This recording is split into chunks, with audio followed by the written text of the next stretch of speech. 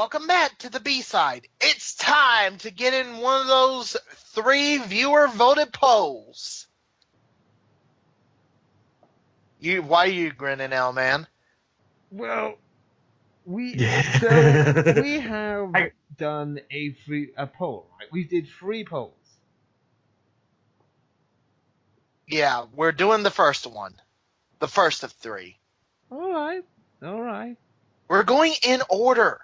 Well, I'm not saying anything. I'm just saying that I'm preparing myself. Bullshit, you're relishing every moment of this. I'm preparing myself for when it happens.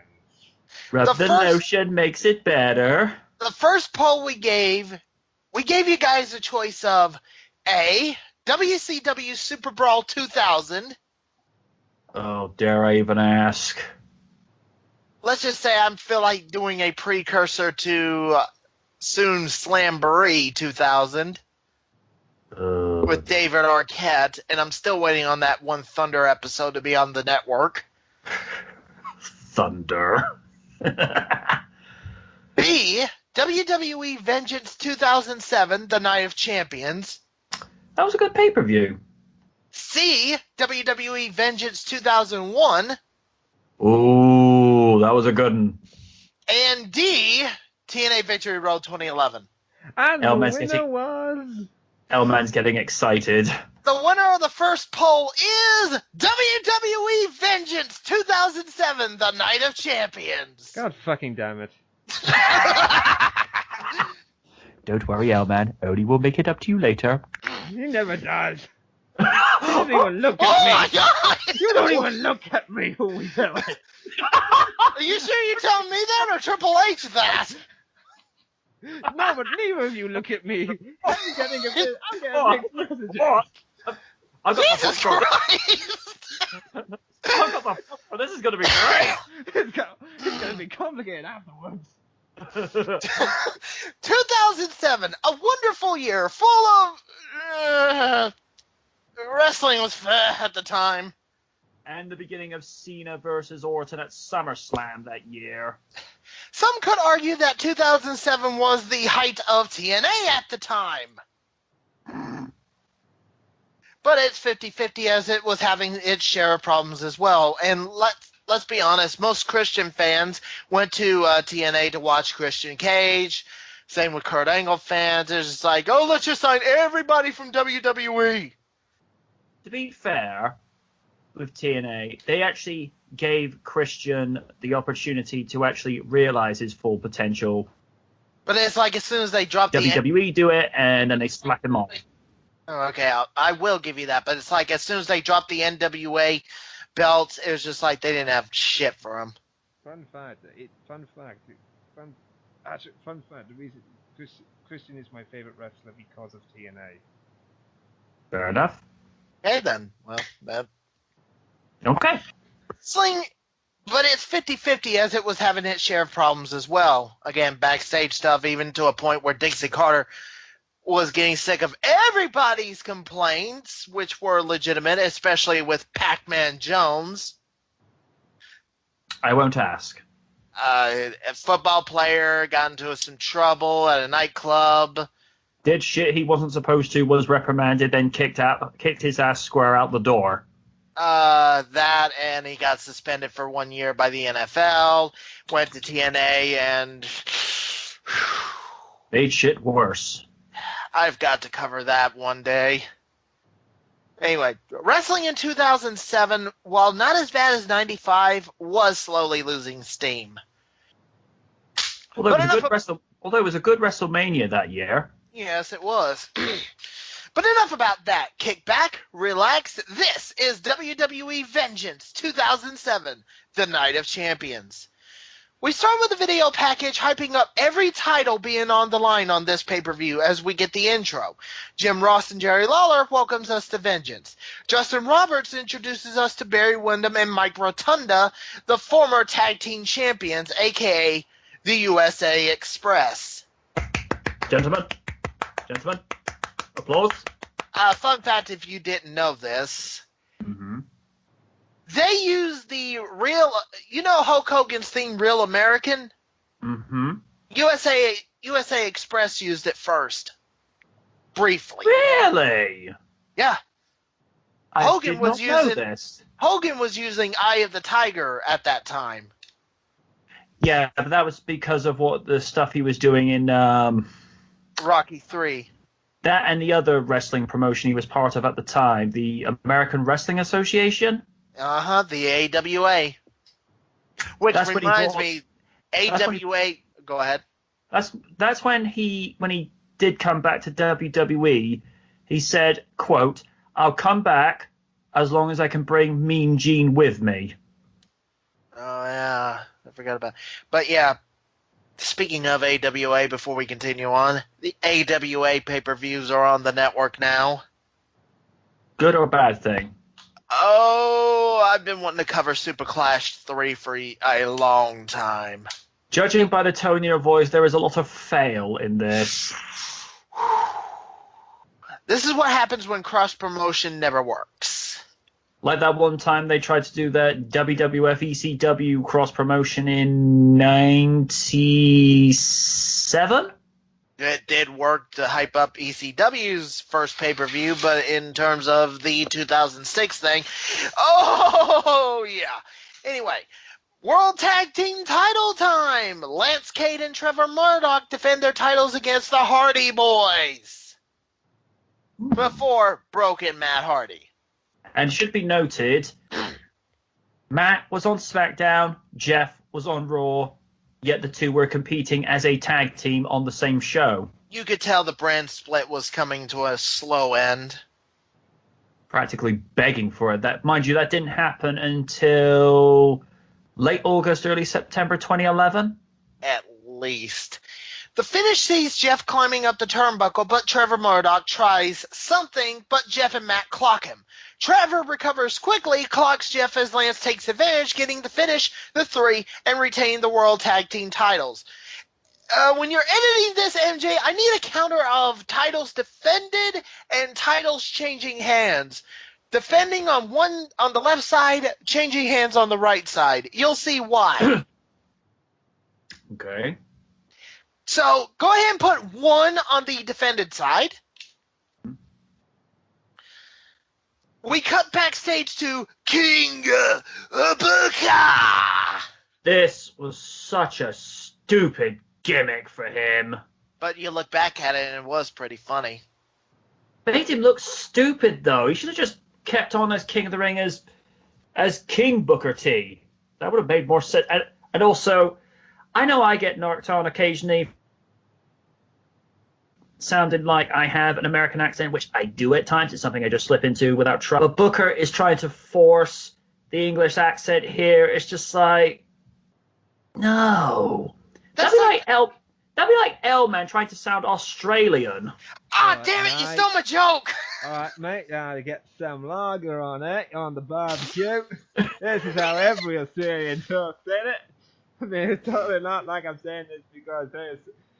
Imagine if Australia come over to the world. You could imagine it with, you could imagine L-Man with his own reality show, Outback L-Man. By the way, Jesus Christ. during the Wales Australian match, I'll be working this. If any of the Australian team is somehow working this, look for the long head waiter. You'll know what to do. I know what I'll be doing, pissing myself. Anyway, Queen Sharmell wants Booker to be careful as they act out like they think they're a legit king and queen. It's funny looking back at it now. It's been 10 years, so... It's so cringy, though. It is, but it's that kind of fun cringe. Debate.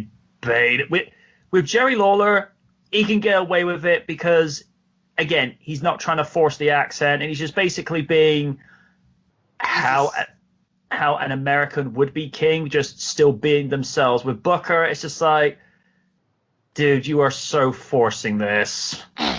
We cut to Cole and JBL as they talk about the past champions. We cut to a video package of Eddie Guerrero facing Brock Lesnar for the WWE title at No Way Out 2004. That we will cover one day because they didn't put in Goldberg in this video package. No, and might I just add about that match? Badass. Cruiserweight title time! Yes, get used to me saying heightened up the voice for a title time kind of thing. Get used to it. Chavo Guerrero defends his title against Jimmy Wang Yang. Yes, this was a thing. Remember Jimmy Yang Wang? Fun fact, Jimmy Wang Yang now hosts a party bus. Huh. Okay. He does good for himself, so I can't complain. An okay match with the finish, seeing Yang trying for a moonsault, but Chavo counters, knocking Yang out. Chavo hits the frog splash, getting the 3 and retaining the Cruiserweight title. I believe that's 2 for retention tonight. Yes. Ding! If you want to add a bell thing, you can. I don't care. We cut to JR and the King as they recap the quote-unquote death of Vince McMahon. Yeah. Oh, this won't come back to bite them in the ass. No. Wait, the death of Vince McMahon? Is this? You want to? No, You want to explain to? Oh no, wait, I'm trying. This happened before. Did this happen before what we know happened? Mm-hmm. In fact, this is the pay-per-view the day before they found him. Oh shit! Oh yeah. I'm I actually remember. going to get into that. Yeah. Funny thing, he was actually booked to win the ECW title that night. Yeah, We will be I'm going to talking get into about it. all of that. I'm going to get into all of that when we get to it. We cut backstage to Todd Grisham talking to Lashley about Vince. Again, not going to come back to bite them in the ass at all. Nope.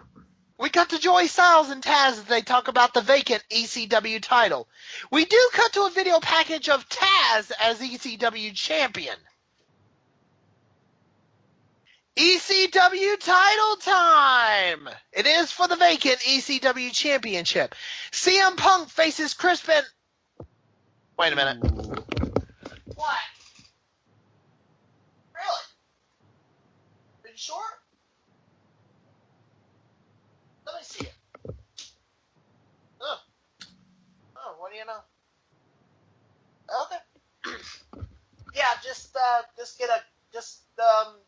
ignore the cinnamon whiskey and just grab me a Coke. Thanks, Charlie. Okay, change of plans. For the vacant ECW championship, CM Punk faces Johnny Nitro. Before I continue with this match, I'd say damn 2007 WWE edits because they did cut some piece of the introduction out. But there is a reason, a good reason, one that we'll get to after this match. The finish sees Nitro countering, hitting a swinging neckbreaker to become the new ECW champion. It wasn't a bad match, I must say. He'd later go on to become John Morrison a few weeks afterwards. Oh, yeah. Did we put that as title changing hands or considering it was vacant? Put it in the middle. I was going to say, because a title's not changing hands if there was no one holding it, because... But vacant was holding it. You're still going to milk that joke. Yeah. Everybody vacant. else does. We need vacant Also- president.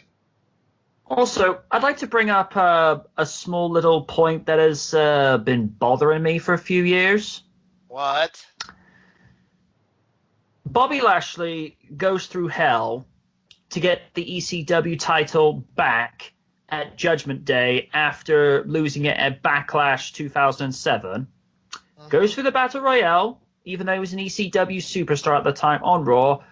Goes back, wins the title. During the draft that year, he gets drafted to Raw, is stripped to the ECW title.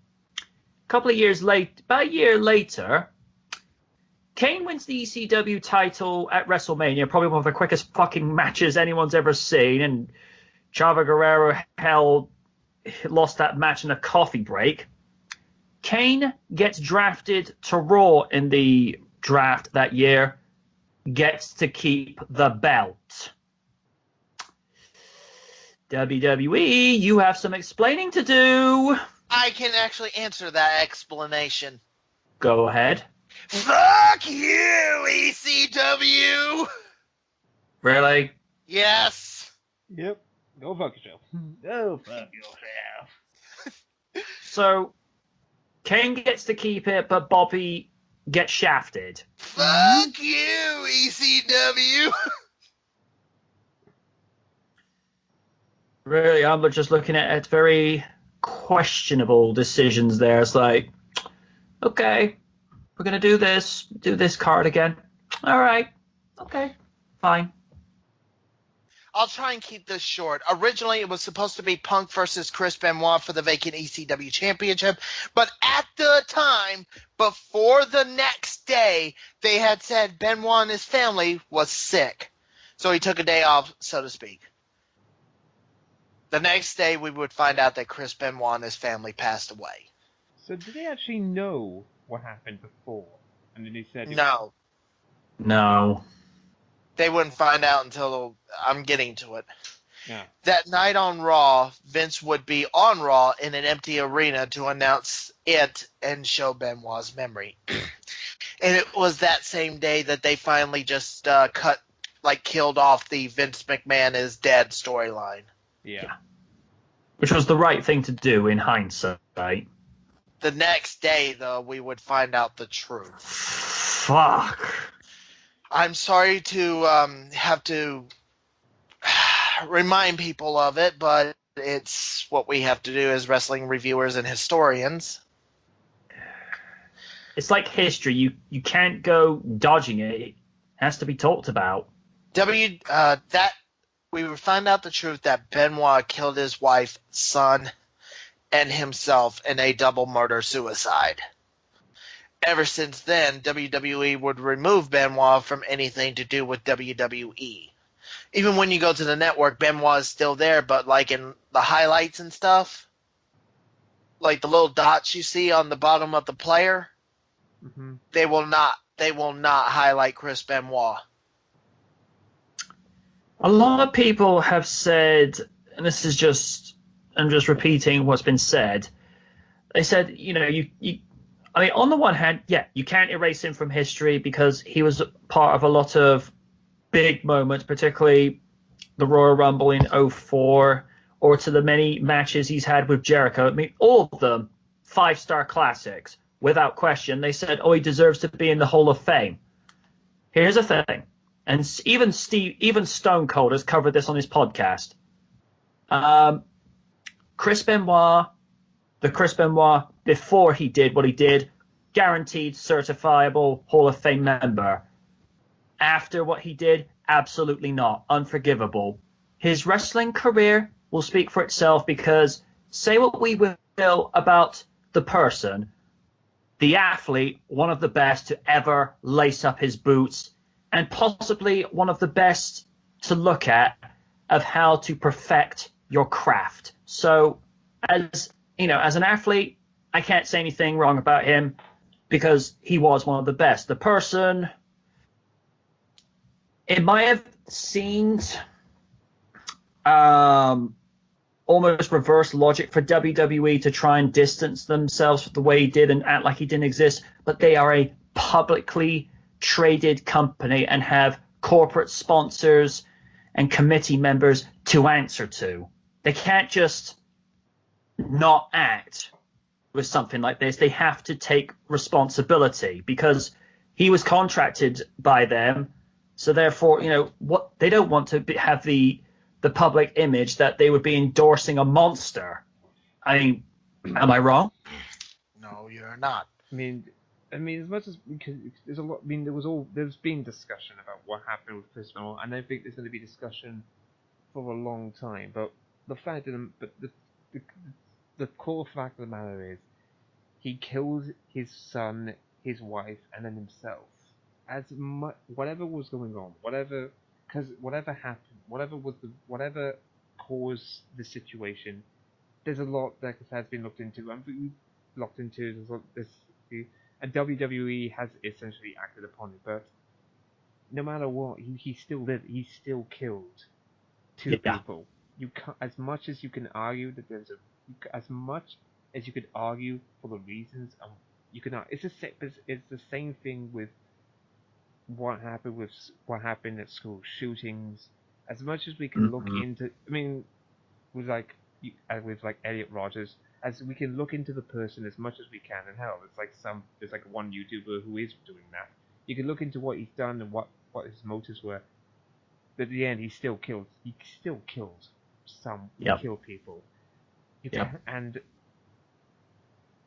you can't really. WWE can't.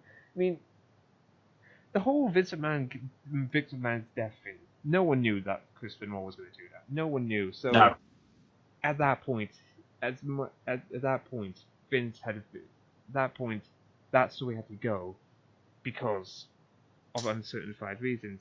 And the whole thing about Chris Benoit's name being essentially wiped, it had to be done, because how good does your company look if it still promotes someone who go down as someone who murdered his family?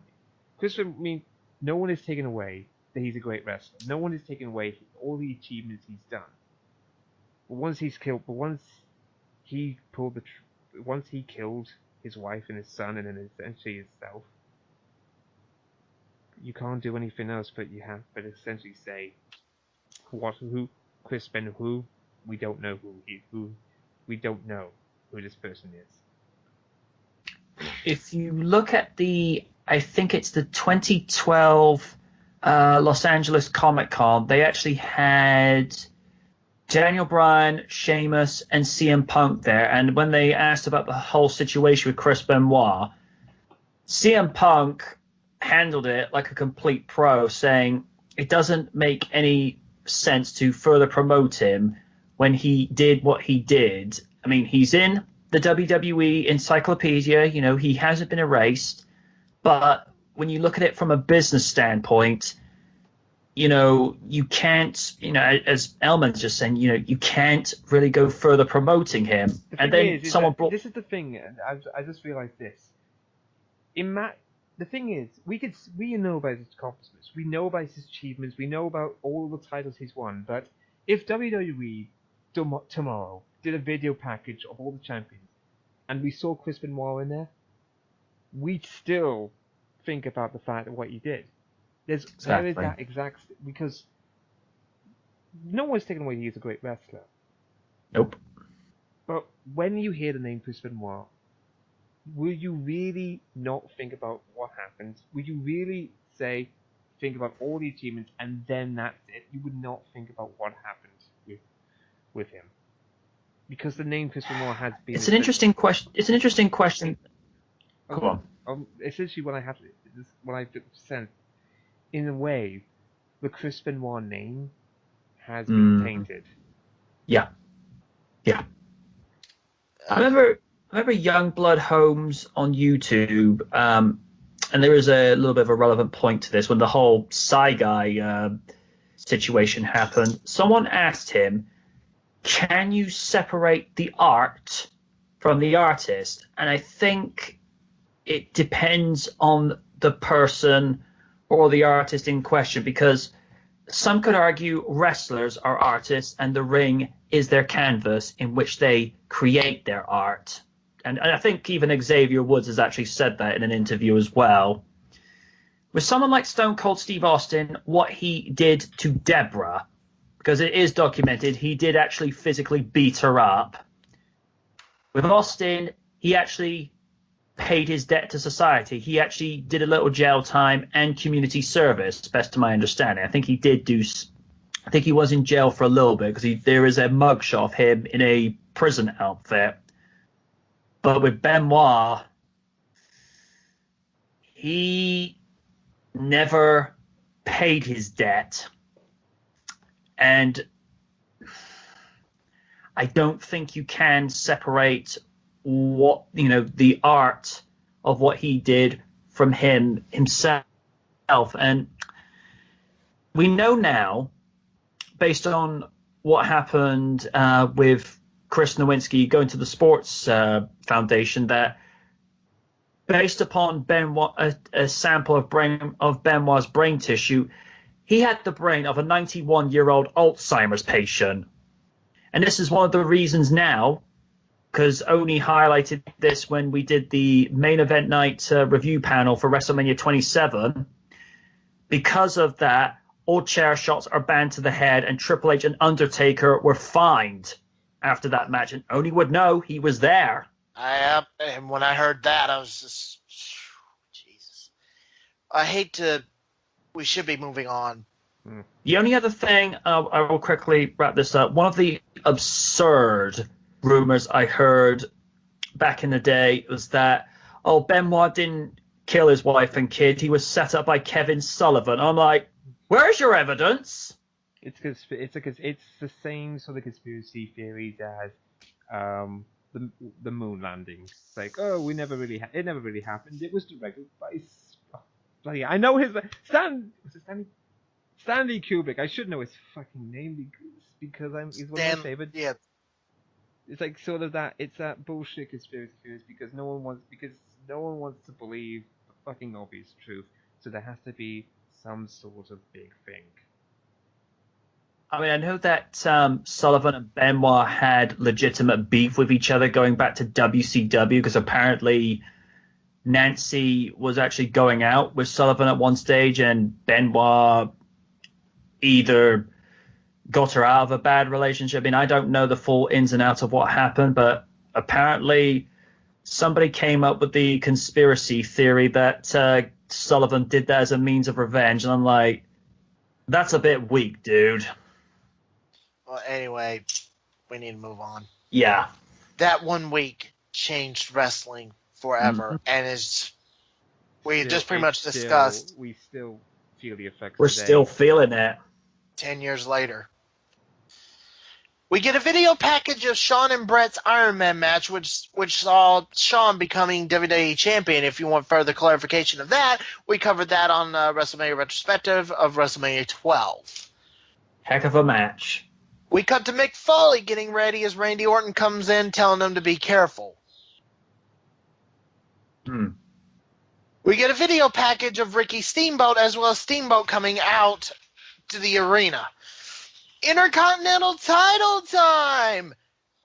Santino Marella defends his title against Umaga! What was Umaga? Was this what? I thought it was Umaga. And I was saying, was this during Santino Marella's record No, attempt? I was not. Aww. This is when he first came in. Yeah, this is before Santino became a major joke. Oh, I like the record thing. I like the whole record. This may not end well. Because Santino is actually a talented wrestler. This may not end well for Santino. I mean, it's Umaga. It's never. Squash match! It's a squash. Gosh dang it. Let me get this out of the way. 2 minutes and 34 seconds. 2 minutes and 34 seconds. And here we see the loser being taken out of the ring, and he is a bloody pulp. Oh my God, where is his eyes? That quick. But Santino won. Yes! DQ? By DQ! So the winner was the bloody Pope that was being taken out. Holy shit, I wonder A bagel would be easier to fix than this match. The crowd boos because of this. Umaga doesn't care as he continues to attack Santino. Please stop it, he's already dead. Ah, dang it. Just when you think he's finished, Umaga hits the Samoan spike on Santino. Ooh. That's his eye. Yeah, Maria comes out to check on Santino as Umaga looks back. What have you done? You killed him, man. And this was Maria before Playboy. Maria before becoming Mrs. Maria Kanellis Bennett. Or I guess in WWE's case, before she married Mike and he became Mike Kanellis. The fuck, man? Whatever. We get an ad for SummerSlam 2007, which was supposed to be, quote unquote, crashed by the crew of Jackass. Oh, Spoiler, Down. spoiler alert, that never happened. I mean, you'd have a better time having B-grade reviewers like us crashing SummerSlam. Imagine if we did. What was that for? Imagine if we did, though, to be honest. He smacked me. What was that for? We are A-listers. No, We're B-grade reviewers. Well, I know what I am. we're not even B+, MC. You gotta admit, we're not even D+. I mean, come on. OSW review is higher than us. Oni, we are not B-listers. We are not the Zack Ryders of I reviewers. didn't say B-list. I said B-grade. B-grade. Look, here's a chart of all the rest things. We got OSW. We got the new Cultaholics that's coming out. We're a bit lower. We're lower. Joe there. Cronin, Wrestling with Regret. We're about as low as Darkside Phil. No. There's Darkside. No, actually, no. There's We are- Wa- I was going to say, I'm giving you an opportunity to take that back. Wait, we're getting further. There's Rocks. There's Whale Poo, and then there's us. Hell, And then man. below that is Darkside Phil. You can't accept the facts, but the facts are there. I made the charts. I need a better agent. I am your agent. No, you ain't. Okay, we need to move on. Okay. United States title time! Montel Vontavious Porter, MVP. By the way, what was it? Let's see. World Tag Team, Cruiserweight, ECW. 3 on defend, by the way. And one vacant. 1 in the middle for the vacant title. Yeah. MVP defends his United States title against Ric Flair! Ooh. An okay match that the finish seeing MVP doing a cheap shot on Flair, hitting the playmaker and getting the 3, retaining the U.S. title. I believe that's 4 on retention now. It's 4-0. I'm 4-0, sensing a ladies and gentlemen. theme. It's 4-0 now. I am sensing a theme here. MVP pulled a Ric Flair on Ric Flair. No, you didn't. I apologize. No, you didn't. I apologize for that stupid pun. We cut to Todd Grisham with John Cena. Cena goes to speak, but Edge is behind him and gloats about how he'll beat Batista. Cena pretty much fires back, and it's about Vince again. I should be skipping most of this. Oh yeah, he says something to the effect of, "Oh, you couldn't possibly be the one to finish Vince off because you're not even this person. I'm just capable of some heinous things." And then there's the FBI agent going, "Well, looks like you two got something to talk about." Edge is like, "Ah, fuck."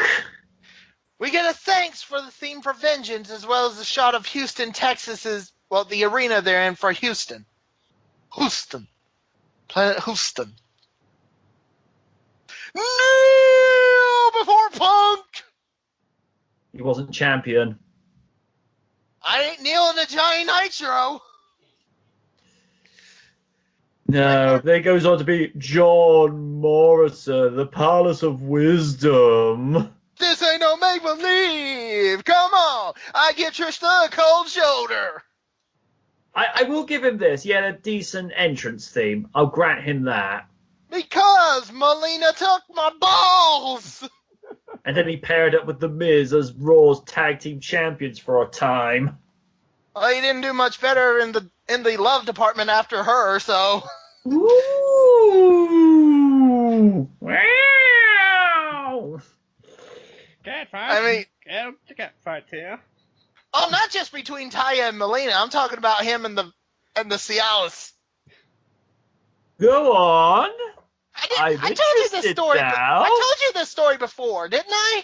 I want to hear it again. Controversy. That's what we're getting this show. We'll make this quick. Melina, in a fit of anger, posted on Twitter with John Hennigan's real name, bottle of Cialis. Cialis? He couldn't get it up. Ooh, this is getting very saucy. Anyway, Rick Martel and Tony Gurria are shown, also former tag team champions. WWE Tag Team Title time! Oh no. In a special challenge match, Deuce and Domino defend no. their titles. These guys. They defend their titles against. Elman, do you have? No, we don't have who's fighting them yet, do we? Don't think so. Shit. Deuce gets a mic and talks about past tag teams as well as Domino. We hear Sergeant Slaughter's theme. Who? They defend their titles against Sergeant Slaughter and... Woo! Murder, murder, murder. Jimmy Snuka. Ew. Oh shit. Controversy. Collar grab, guys.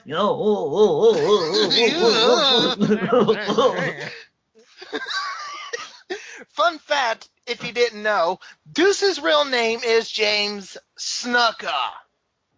Oh my god. If that was me, I would be like, I request a legal name change. I would too. I This request one, it and, googity wap. well, you do know his gimmick name was Sim Snuka after this, so... Oh god. Collar grab. Mayday.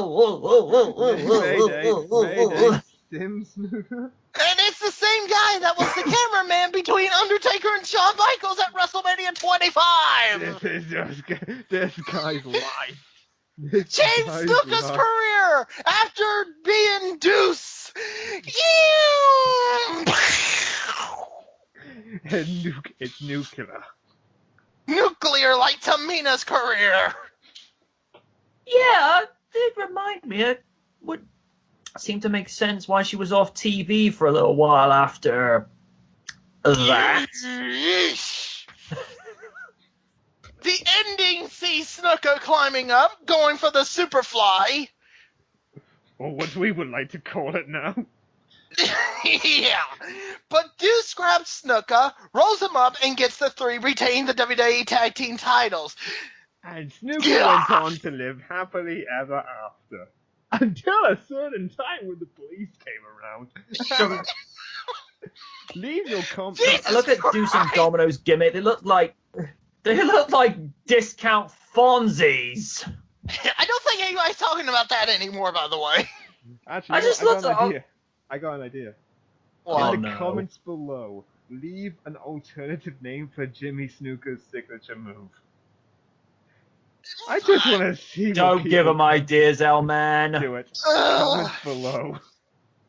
Oh my god. Anyway, Gurria and Martel enter the ring to attack Deuce and Domino when Deuce and Domino attack Slaughter and Snuka. Deuce and Domino escape as the legends celebrate. By the way, title retained. That's 5-0. Yeah, that's 5 now. We get a video package between Edge and Batista. We also get a video Oh, this was the last chance match, wasn't it? Get to it. Okay. We get a video package of the great Harley Race, and we see him in the crowd. He is a former World Heavyweight Champion, of course, Former United States champion. and former King of the Ring for, I think, 86, This is when it wasn't a pay-per-view. and really wasn't a thing. No. It was And there, before- but it wasn't. Yeah, before it became a tournament, it was a tournament, before it became a pay-per-view, before it became a one-off tournament for Raws or Network and a reality show, apparently. The King of the Yeah, Ring I've reality heard TV about show. this. I'm not amused. Anyway, World Heavyweight title time! Are you sick of me with my high-pitched voice yet?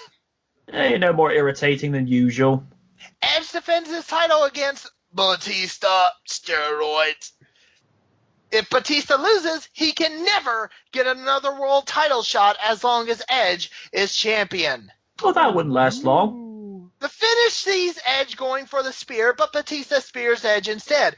Batista picks up Edge, but Edge low blows Batista. Batista wins the match by DQ. Edge is still the world champion. Correct me if I'm wrong, didn't Edge have to vacate the title a few weeks afterwards due to a shoulder injury? Gonna get to it. Okay. Edge goes up the ramp. Hold up just a second, player. Oh, if only. Teddy Long comes out and orders Edge to go back to the ring. Teddy restarts the match. If Edge loses by DQ, he loses the belt. Wait. Does the match become a tag team?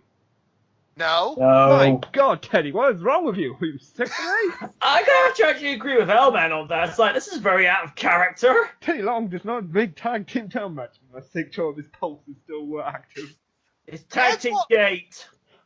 Edge walks back to the ring and attacks the Batista after the bell rings. The Batista? The Batista is going to get the title. Steroids. When did Batista become The Rock? I don't know. If you smell. Well, the Batista is steroids. Can you imagine Batista trying to do the Rock eyebrow? Well, Batista is in movies now, so You can now. Yeah, except The Rock actually has talent. Batista played a Bond villain. So He only said one word. and that's all you need. That's All what he you- did was shit. That's exactly Come what on, you need. it's a Bond villain. You don't have to a henchman at that, but still. Which James Bond was it though?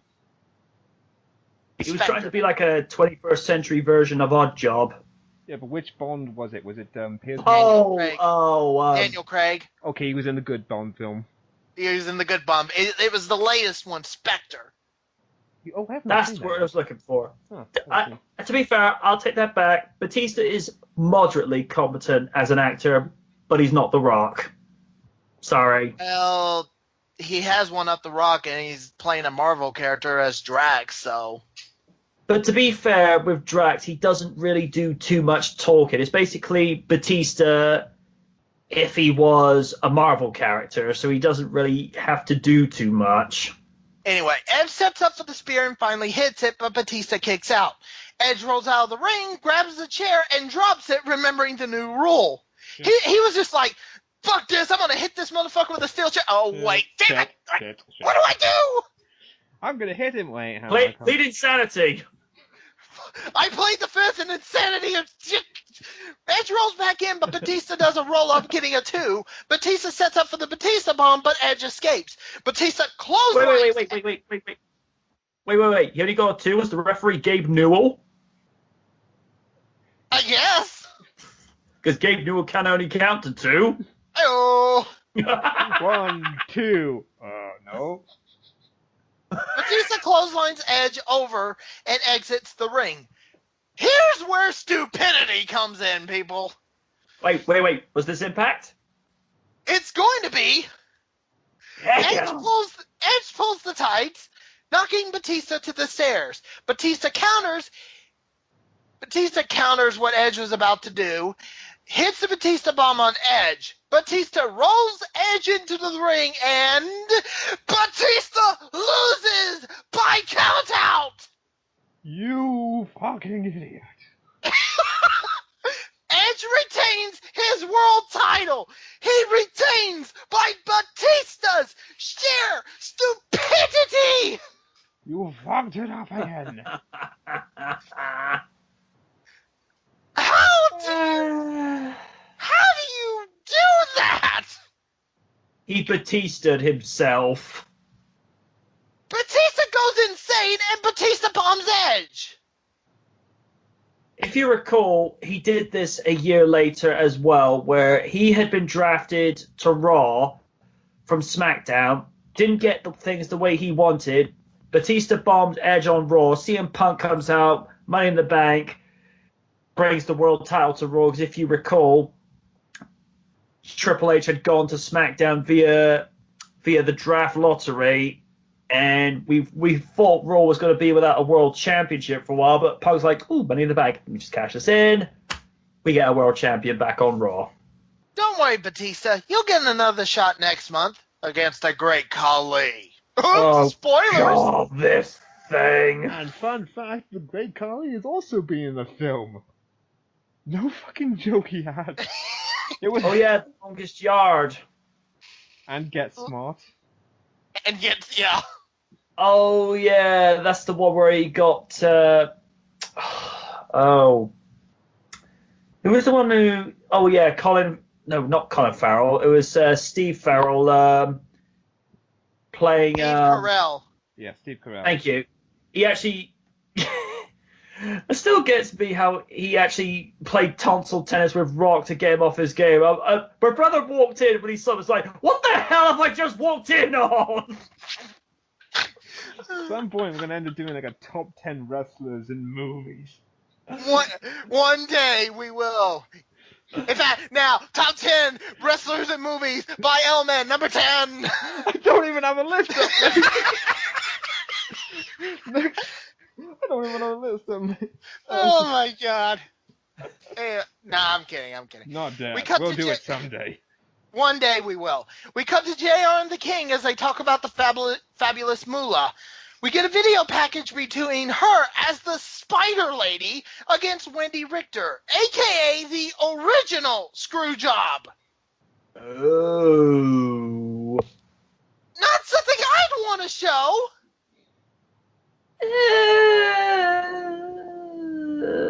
Especially since now Wendy Richter is in the Hall of Fame.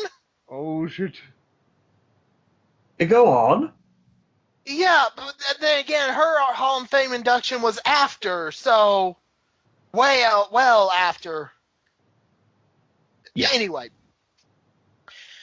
women's title time. Melina. And I'm thinking of that Cialis thing again. Jesus Christ. Melina defends her title against Candice Michelle. Now, to be fair, Candice was actually taking her job a little more seriously, because you had said to me in a panel years ago, Candice was at a point in her career now where she wanted to grow up. Yeah. That doesn't mean I'm not going to make jokes about it. Of course not. It's like with you. I'm gonna make jokes about it. In other news, presented by Elman, the news of Elman. In other news, water is wet, politicians are untrustworthy, and I'm an insensitive prick.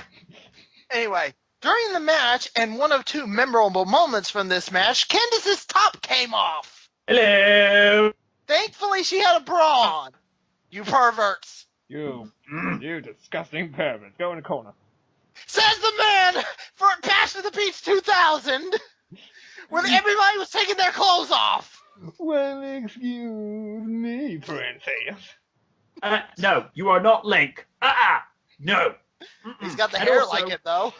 And also, this coming from the guy who looks for Heath Slater nudes online. I still have a P.O. box of those. Anyway, the ending sees Candice hit the spinning heel kick and getting the 3, making Candice the new women's champion. Oh my god! A title change? Wait, so it's 6-1?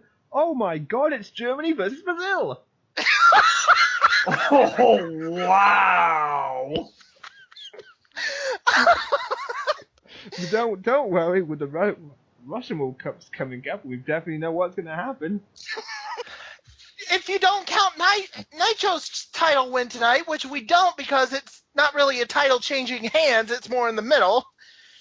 The women's championship, It's more like it counts, but it doesn't. That's why we put it in the middle. Just a small little asterisk thing saying Johnny Moon. Gray area. Gray area. We'll go with that. The women's championship is right now the only championship to change hands tonight.